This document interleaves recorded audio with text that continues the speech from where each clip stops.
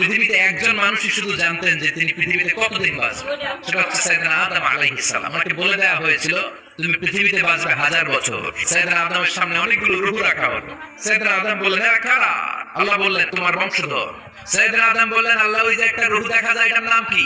এটা তোমার ছেলে দাউদ, সে দুনিয়াতে নবী হয়ে আসবে। সাইয়েদনা আদম বললেন মাবুদ আমার ছেলে দাউদের কত বছর হায়াত আপনি দিয়েছেন? আল্লাহ বললেন মাত্র 40 বছর। সাইয়েদনা আদম বললেন মাবুদ এত ফুটফুটে সুন্দর আমার ছেলে দাউদ মাত্র 40 বছর দিলেন কেন? আল্লাহ আপনি বাড়ায় দেন, আল্লাহকে বাড়ানো যাবে না, লেখা হয়ে গেছে। সাইয়েদনা আদম বললেন আমার 1000 বছর থেকে 60 বছর আমি আমার ছেলেরে দিয়ে দিলাম।